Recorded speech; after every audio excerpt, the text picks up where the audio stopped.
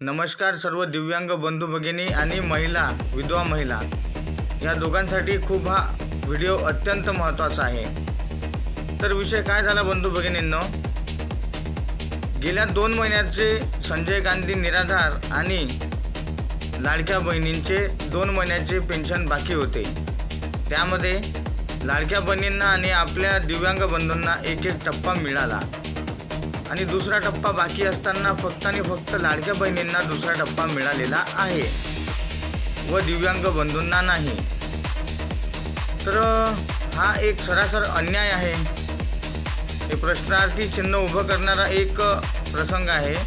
कारण विषय काय झाला माहिती आहे का, लाडक्या बहिणींना दुसरा टप्पा मिळण्याचे 2 कारणं असू शकतात। सगळ्यात महत्त्वाचं कारण म्हटलं म्हणजे लाडक्या बहिणींची संक्रांत गोड व्हावी म्हणून, आणि दुसरं कारण म्हणजे आज 15 जानेवारी म्हणजे आज निवडणूक आहे, मतदान आहे। त्यामुळे या दोन्ही कारणांमुळे महिलांना लाडक्या बहिणीचे पैसे मिळाले असतील।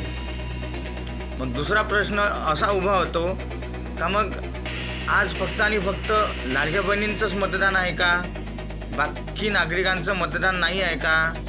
दिव्यांगांना तुम्ही पैसे दिले नाहीत म्हणून दिव्यांगांचं मत आजच्या रोजी पडू शकत नाही का?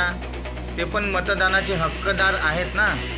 आज दिव्यांग बंधूंचेही सुद्धा वोटिंग करण्यासाठी ते बूथवर जातीलच ना। मग तुम्ही दिव्यांगांना पैसे दिले नाही तर त्यामुळे तुम्हाला मत मिळेल असं तुम्हाला वाटते का?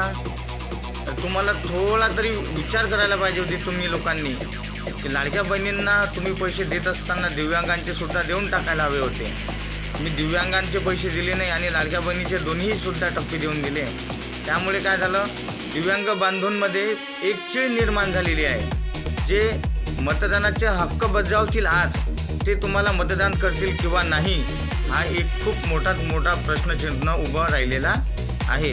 त्यामुळे सरकारला एकच विनंती करेल मी, की बघा, या महाराष्ट्रामध्ये जेवढ्याही योजना राबवल्या जातात त्या योजनेबद्दल आमच्या दिव्यांगांचं काही म्हणणं नाही। तुम्ही राबवा, पैसे द्या, प्रत्येकाला द्या, प्रत्येकाचा अधिकार प्रत्येकाला द्या, त्याबद्दल आम्हाला काही शंका नाही। फक्त विषय हा आहे की दिव्यांगांना आणि जे लाडकी बहिणींचे जे पैसे आहेत ते दोघांना समान द्यावा, समान अधिकार द्यावा।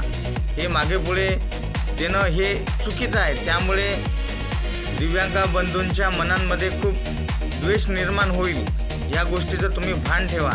कारण पुढे सत्ता तुमच्या हातात आहे।